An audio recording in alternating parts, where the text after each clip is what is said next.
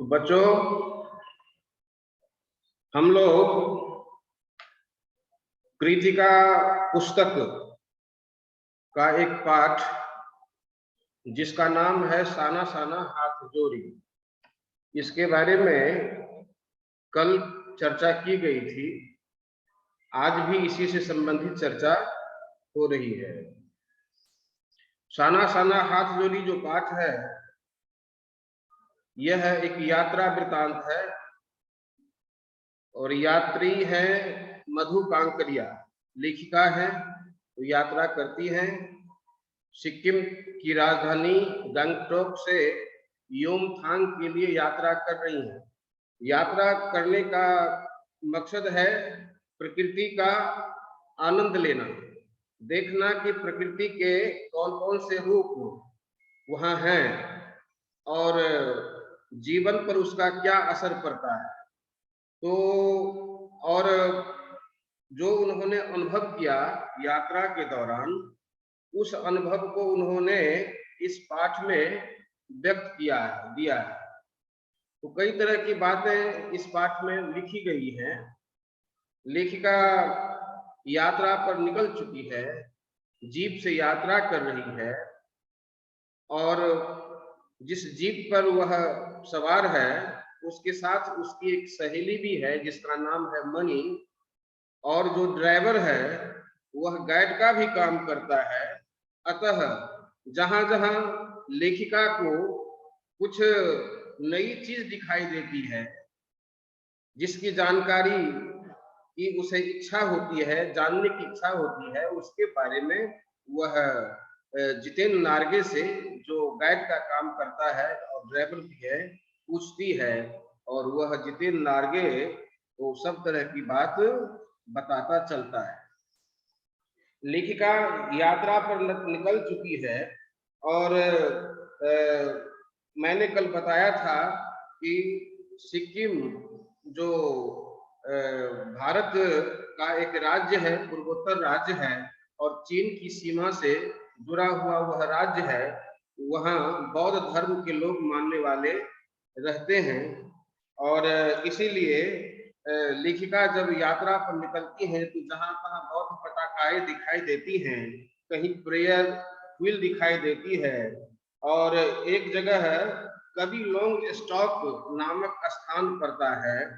तो वहां पर लेखिका जाती हैं और कभी लॉन्ग स्टॉक जो स्थान है वो इसलिए चर्चित है वहां पर क्योंकि हमारे भारतवर्ष में एक गाइड फिल्म बनी थी। उस गाइड फिल्म का वहां पर जो है वो चित्रांकन हुआ था, शूटिंग हुई थी और वो वहां का दृश्य बड़ा ही सुहावना दृश्य है, मोहक दृश्य है। तो वहां के दृश्य का अवलोकन यदि करना चाहते हो तो गाइड नामक फिल्म के सहारे भी कर सकते हो, किया जा सकता है। तो इसलिए कभी लॉन्ग स्टॉक उसके लिए प्रसिद्ध है और वहां पर लेखिका पहुंचती है और वहां पहुंचने के बाद प्रकृति के कई रूप वहां दिखाई पड़ते हैं। वहां क्षण क्षण मौसम बदलता है, बादल आ जाता है, कभी धूप आ जाती है, कभी हवा का झोंका बहने लगता है। उस झोंके में पेड़ पौधे हिलजुल कर मस्ती करने लगते हैं और इस प्रकार से जो है लेखिका भी आनंद की यात्रा पर निकल चुकी है। शारीरिक यात्रा के साथ साथ आनंद की भी यात्रा उसके अंतर मन में चल रही है। तो आगे चलने के बाद हिमालय का एक रूप दिखाई पड़ता है। कंचनजंगा जो है वो हिमालय का ही एक भाग है, वहां से कंचनजंगा दिखाई पड़ता है। लेकिन वहां कंचनजंगा को देखने के लिए जब आसमान साफ होता है तभी उस कंचनजंगा को देखा जा सकता है। लेकिन लेखिका बताती है कि पिछले वर्ष भी मैं यहाँ आई थी और दुर्भाग्य से उस वर्ष भी मैं कंचनजंगा का अवलोकन नहीं कर सकी और आज भी यही स्थिति है, बादल आ गया है जिस वजह से कंचनजंगा दिखाई नहीं पड़ रहा है। इसलिए लेखिका को मायूस होना पड़ता है। फिर भी प्रकृति के की गोद में लेखिका सफर कर रही है और बहुत से सैलानी आगे पीछे चल रहे हैं और मस्ती में लोग गीत भी गाते चल रहे हैं। कौन सा गीत? सुहाना सफर और ये मौसम हसीन। ठीक है, तो देखो प्रकृति की गोद में जाने के बाद आदमी के अंदर जो तामसिकताएं होती हैं, तामसिकताएं और दुष्ट वासनाएं। तामसिकता का मतलब क्या हुआ? हमारे अंदर अच्छे बुरे दोनों तरह के भाव होते हैं। जैसे मान लो कि लोभ है, मोह है, ईर्ष्या है, द्वेष है, बैर है, घृणा है कि नहीं? और छल है, कपट है, ये सब जो हमारे अंदर भाव हैं, ये तामसिक भाव है। तामसिक भाव का मतलब कि इन भावों से हमारा कल्याण नहीं होता। यदि इन भावों का हम पोषण करते हैं, इन भावों का सहारा करते लेते हैं, तो हमें कहीं न कहीं, कभी न कभी क्षति होती है। तो इसलिए इन्हें हम दुष्ट वासना भी कह सकते हैं। दुष्ट वासना का मतलब मन में खराब इच्छाओं को पालना, उसको दुष्ट वासना कहते हैं। और तामसिक भाव जो है, जो जिसके बारे में अभी मैंने बताया है, इन भावों को लोग प्रायः त्यागने की कोशिश करते हैं, लेकिन जीवन का निर्माण इस प्रकार भगवान ने कर दिया है कि चाहते हुए भी हम इन चीजों से निवृत्त नहीं हो पाते। हाँ, लेकिन एक उपाय है, जब हम प्रकृति की गोद में चले जाते हैं, जहाँ सत्य है, जहाँ शिव है, जहाँ सौंदर्य है, वहां प्रकृति गोद में चले जाने के बाद हमारे अंदर की जो दुष्ट वासनाएं हैं या कलुषित वासनाएं हैं या खराब भावनाएं हैं, उनसे हमें निजात मिल जाता है। हम अपने स्वार्थ से ऊपर उठ जाते हैं और हमारे अंदर एक आनंद का आनंद की धारा बहने लगती है और हम प्रकृति में खो जाते हैं, आनंद में खो जाते हैं। ऐसा लगता है कि जैसे हमें ईश्वर से मुलाकात हो गई हो। तो प्रकृति क्या है? प्रकृति तो ईश्वर ही है और ईश्वर के संपर्क में जाने के बाद आदमी तो बदल जाता है। जानते हो, बदलने का मतलब कि उसके अंदर ये सांसारिक दुष्ट भावनाएं नहीं रह पाती। उसी प्रकार से प्रकृति की गोद में जाने के बाद लेखिका के मन में जो है आनंद की धारा बहने लगती है और उसे इच्छा होती है कि इसी प्रकृति की गोद में वो सदैव जीवन यापन करते रहे। लेकिन ऐसा तो संभव है नहीं, क्योंकि वह तो केवल यात्रा पर निकली है, देखने के लिए आई है ना। खैर, आगे चल करके जब वो लेखिका आगे बढ़ती है तो एक झरना मिलता है जिसका नाम है seven sisters waterfall. Seven sisters waterfall, seven sisters waterfall. देखो, सेवन सिस्टर्स वाटरफॉल क्यों कहा गया? ये सेवन सिस्टर्स वाटरफॉल जो है, सेवन सिस्टर्स मतलब 7 बहनें। वाटरफॉल का अर्थ होता है झरना, जान रहे हैं? अर्थात 7 प्रकार के झरने वहां एक जगह इकट्ठे होते हैं और जब वहां पर संयुक्त रूप से ये सारे झरने बहने लगते हैं तो एक अद्भुत अपूर्व सौंदर्य की सृष्टि होती है। एक सम्मोहन पैदा करने लगता है वह झरना, और वहां जो उपस्थित सैलानी होते हैं उस झरने को अपने कैमरे में कैद करने लगते। तो इसलिए सेवन सिस्टर्स वाटरफॉल।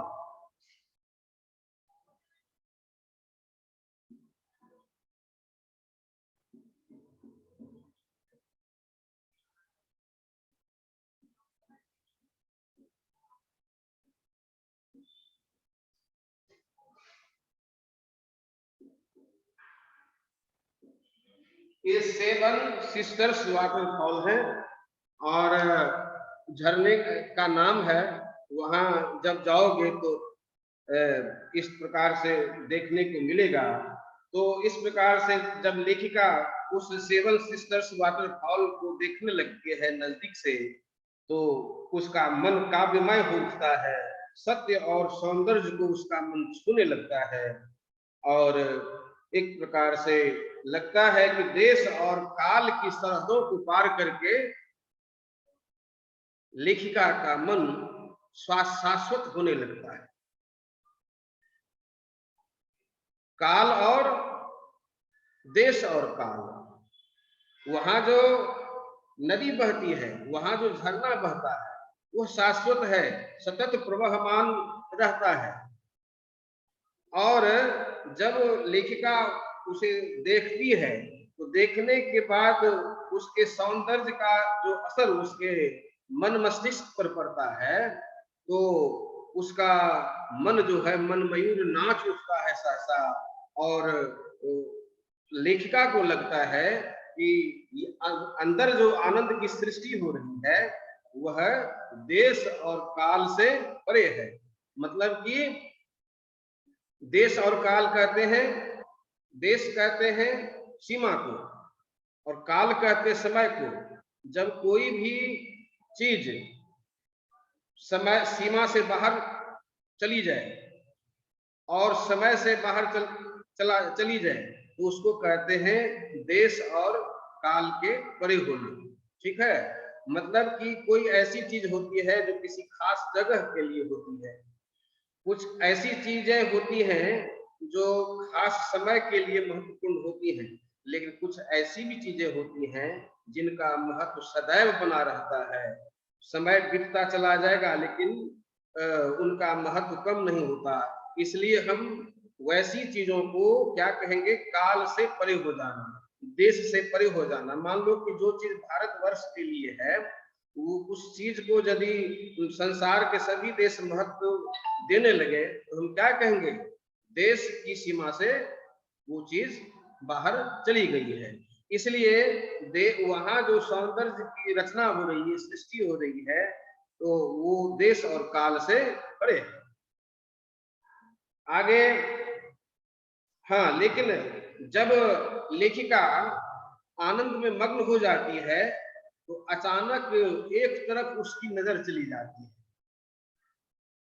एक ऐसे दृश्य की ओर नजर चली जाती है जिस दृश्य को देख करके ऐसा लगता है जैसे किसी नृत्यांगना के नूपुर टूट गए। मान लो कि कोई नृत्यांगना नृत्य कर रही है अब और पांव में नूपुर पहनी हुई है और नृत्य में वह मग्न है, लेकिन अचानक उसके सामने कोई ऐसी घटना आ जाती है कि वह सहसा रुक जाती है ना, और उसके पैर के घुंघरू और नूपुर टूट जाते हैं। तो उसके नृत्य का जो व्यापार है उस व्यापार में बाधा पहुंचती है। तो यही स्थिति जो है लेखिका के साथ हो रही है। कहाँ वह आनंद में मग्न थी, लेकिन कहाँ एक ऐसे दृश्य को देख करके वह आनंद सहसा टूट जाता है। वह दृश्य क्या है?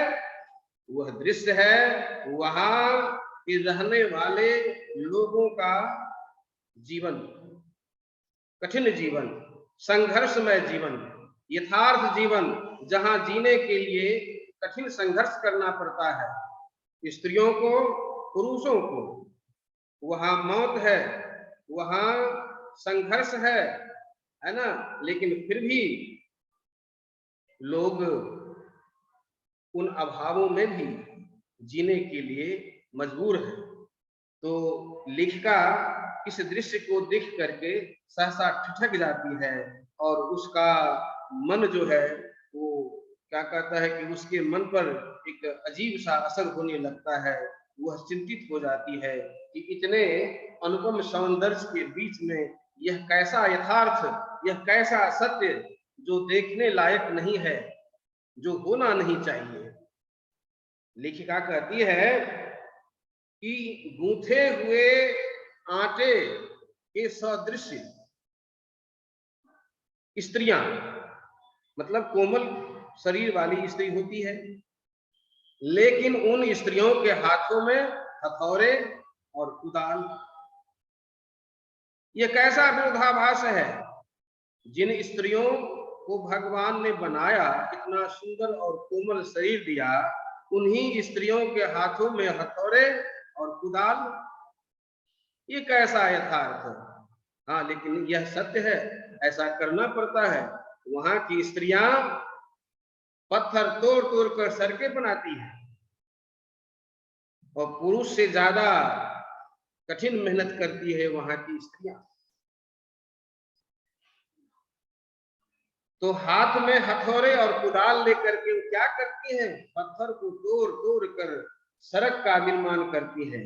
जिस सड़क पर यात्री सफर करता है, उस सड़क का निर्माण वहीं की स्त्रियां, वहीं के पुरुष करते हैं और उनको जीने के लिए बड़ा ही कठिन संघर्ष करना पड़ता है। यही जीवन का यथार्थ है कि नहीं?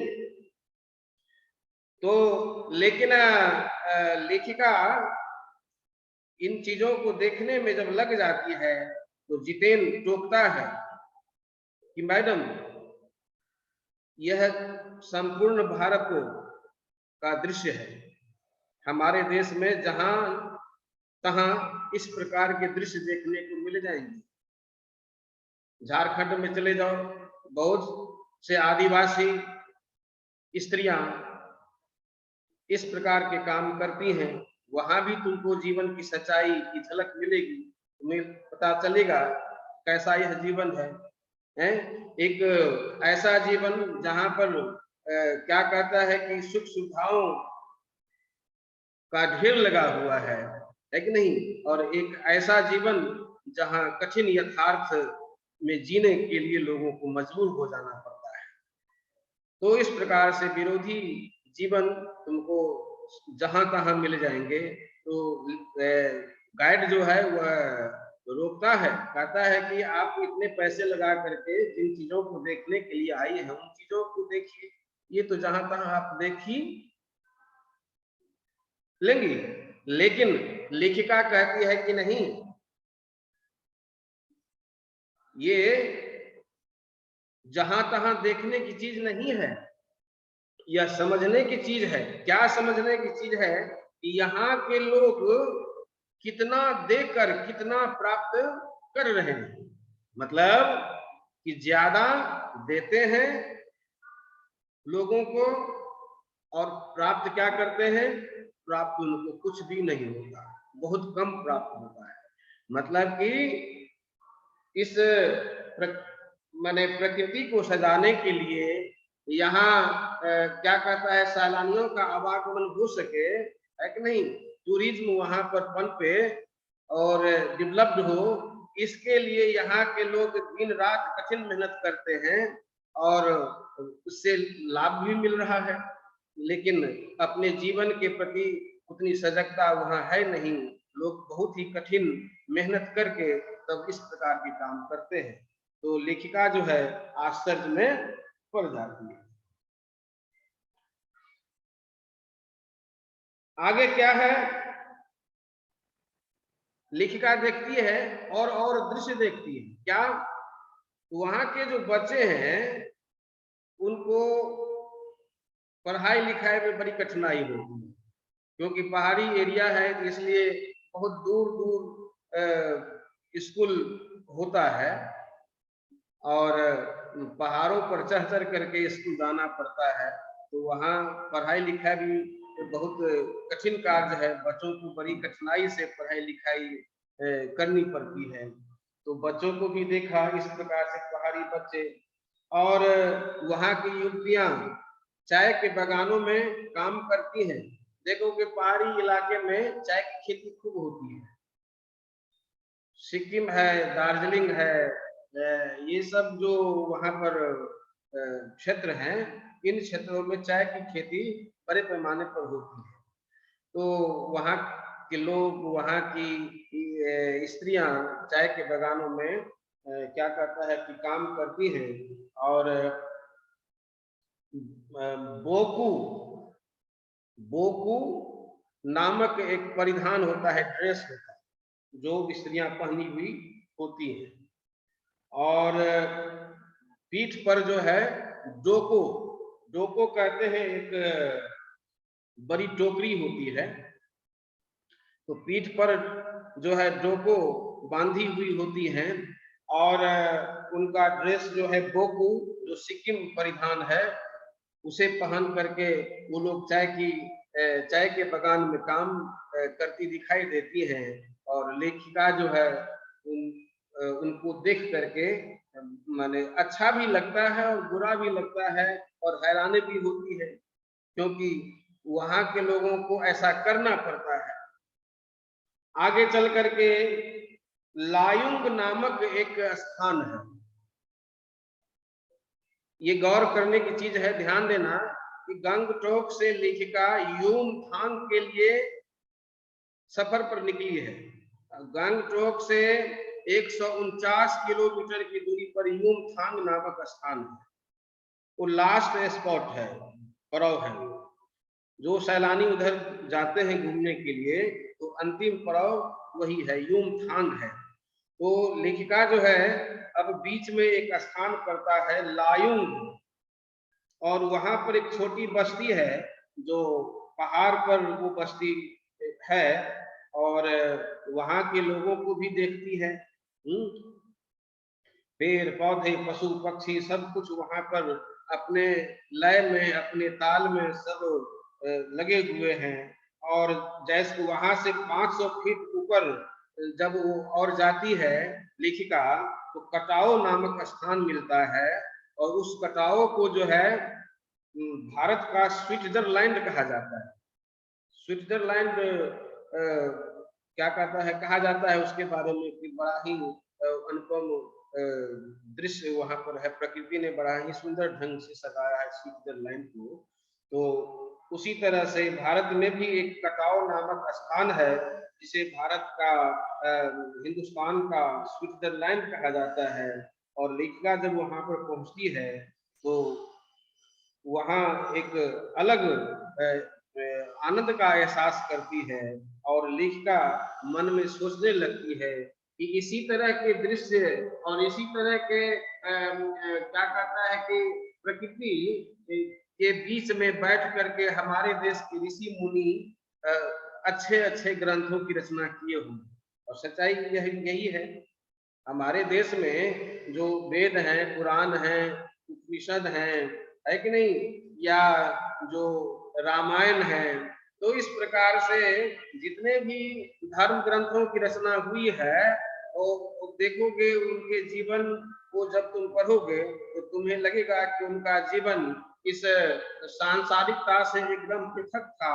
और प्रकृति की गोद में बैठ करके उन्होंने ऐसे ऐसे ग्रंथों का प्रणयन किया, और ऐसा संभव है। देखो अभी मैंने क्या कहा, अच्छे ग्रंथों की रचना कैसे हो सकती है, जब आदमी के अंदर तामसिकताएं समाप्त हो जाए, आदमी जब परमार्थ की ओर चला जाता है, जब उसके अंदर अपने पराये का भाव नहीं होता, स्वार्थ की भावना नहीं होती है ना, और त्याग की भावना होती है, बलिदान की भावना होती है, दूसरे के उपकार करने की भावना होती है, और जिसके मन में सुंदरता का निवास है, जो सत्य का वो धारण किए हुए रहता है, जो जिसके मन में क्या कहता है कि शिव का भाव होता है, कल्याण का भाव होता है, ऐसे लोग ही प्रकृति की गोद में बैठते हैं। और वहां जो उनकी चिंतन धारा चलती है, उसी चिंतन धारा से ऐसे ऐसे ग्रंथ निश्रित होते हैं, निकलते हैं। जो वेद हैं हमारे यहाँ के, उनमें जो ऋचाएं हैं, उनके बारे में तुमको यह जानकारी मिलेगी जब तुम पढ़ोगे विस्तृत रूप में। और वे लोग जंगल में रहा करते थे, प्रकृति के बीच में रहते थे, जहाँ अच्छे अच्छे भाव उनके मन में, अच्छी अच्छी अच्छी बातें आती थी, और अच्छे अच्छे मंत्रों की रचना करके उन्होंने वेद, पुराण, उपनिषद और ऐसे ऐसे ग्रंथों की उन सब ने रचना की। लेखिका बताती है कि ऐसे ही माने दृश्यों के बीच में बैठ करके हमारे देश के ऋषि मुनियों ने अच्छे अच्छे ग्रंथों की रचना की हुई। सच्चाई यही बात है। थोड़ी दूर जाने के बाद चीन की सीमा आती है।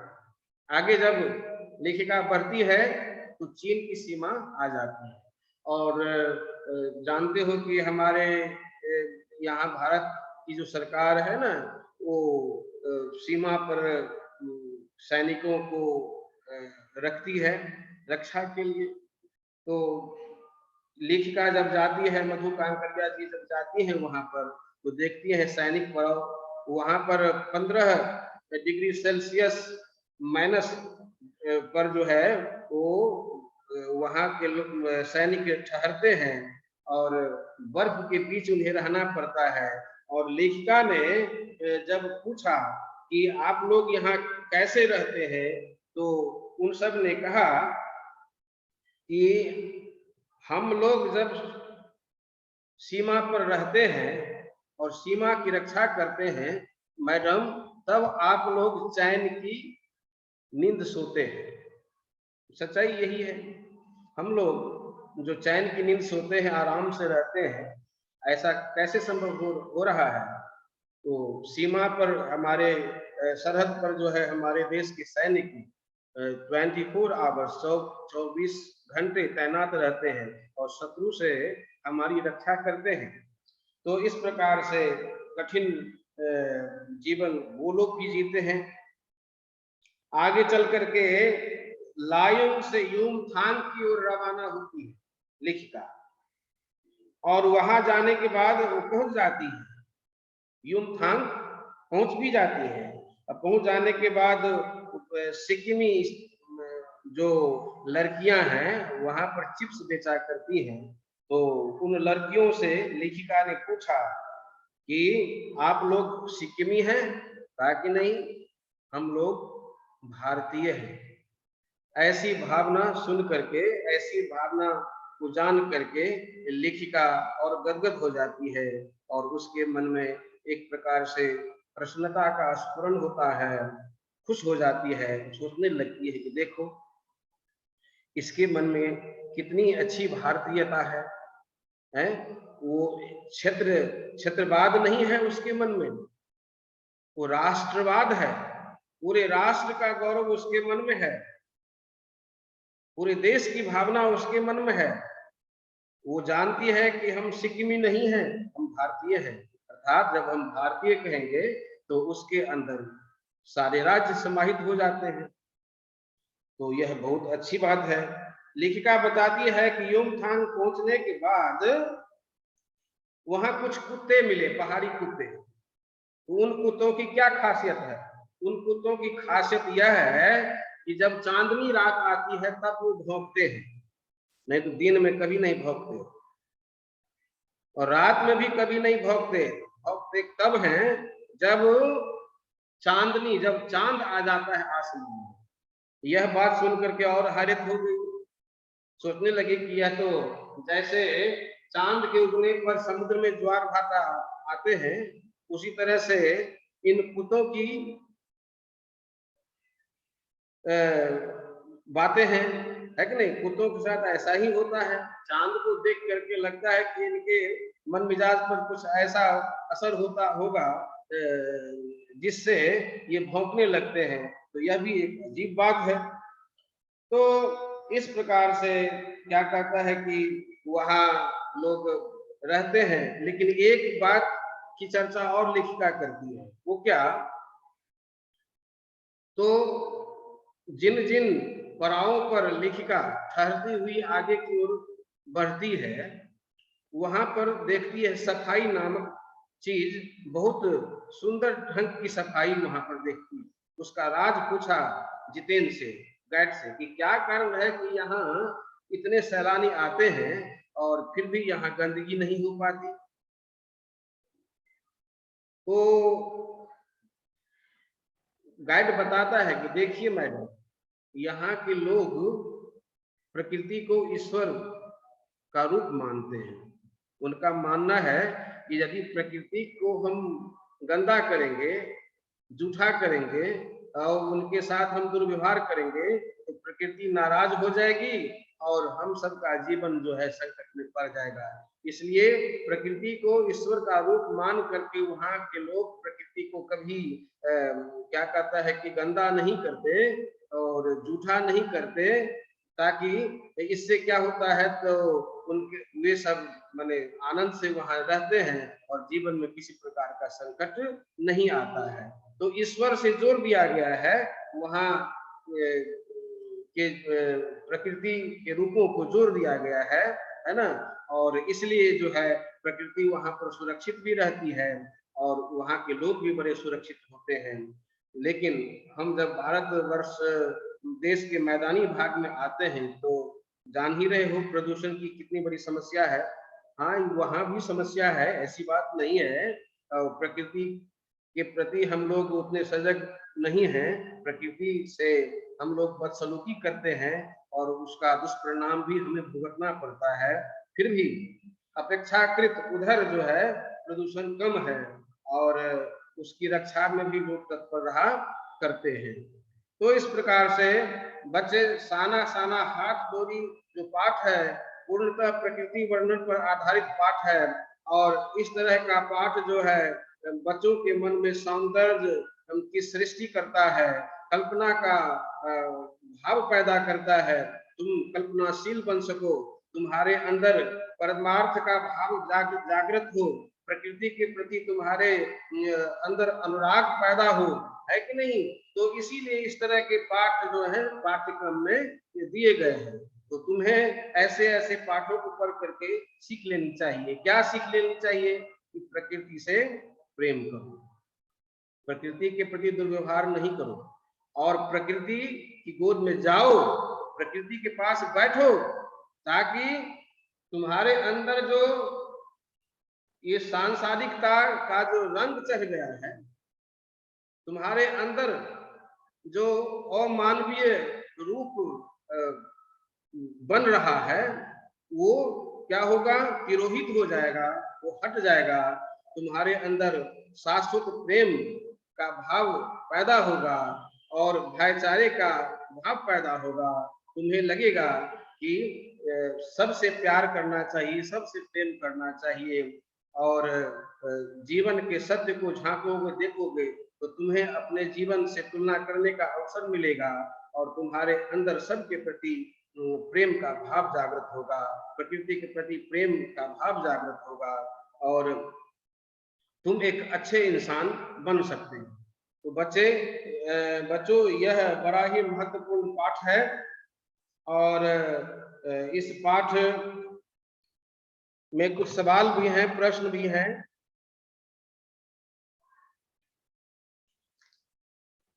तो इन प्रश्नों को तुम लोग हल कर लोगे, कॉपी तो तुम लोग के पास है और प्रश्नोत्तर तुम लोग तैयार कर लोगे, यही तुम लोगों के लिए गृह कार्य है, ठीक है ना। इसके बाद जो है दूसरे दिन हम लोग दूसरे विषय पर चलेंगे।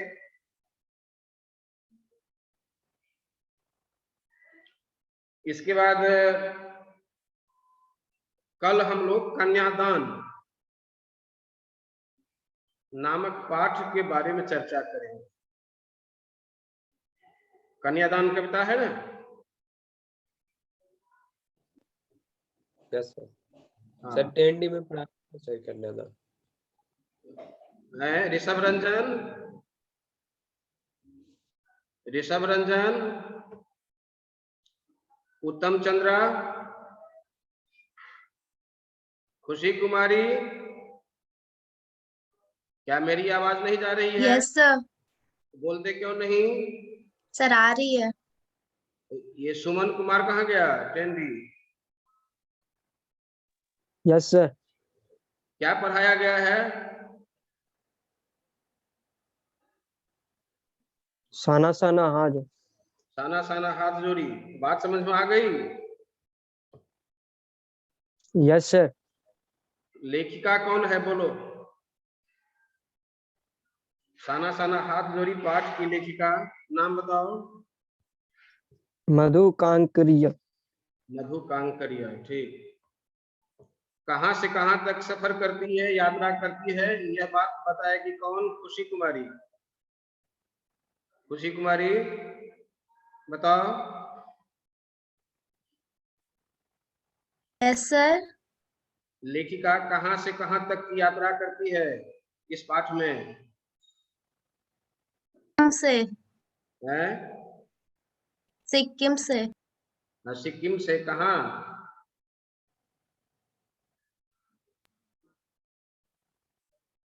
सिक्किम से युमथांग, ठीक है ना। यूं युमथांग के लिए सफर पर निकली है। युमथांग